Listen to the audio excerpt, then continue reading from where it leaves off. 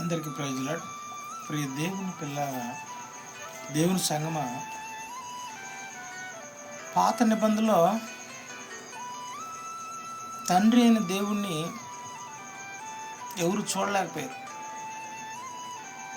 మోషే కూడా ఆయన ముఖ దర్శనం చూడలేకపోయాడు. ఆయన స్వరం విన్నాడు అంతే.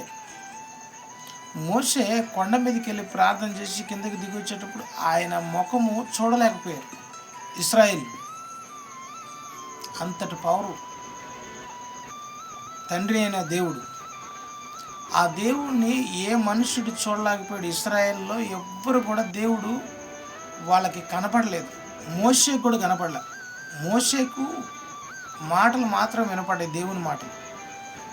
ఎక్కడైనా చూడు, పాత నిబంధనలో దైవ సేవకుని ద్వారా మాట్లాడాడు అంతే. యెహోవా దేవుడు ఆయన్ని స్వయంగా చూడలేరంట. కానీ దేవునికి మనకి మధ్య ఆ భయం ఒకటి ఉండేది. కానీ అవన్నీ లేకుండా కొత్త నిబంధనలో మన ప్రభువైన యేసుక్రీస్తు మానవ రూపాన్ని ధరించుకొని మనందరి మధ్యకు, మన మనుషుల మధ్యకు వచ్చి దేవుడు ఎట్లా మాట్లాడతాడో చూపించాడు. దేవుని ప్రేమ ఎట్లా ఉంటుందో చూపించాడు. దేవుని మనుషులలో దేవుని మచ్చిక ఎలా ఉంటుందో చూపించాడు. Amen, amen.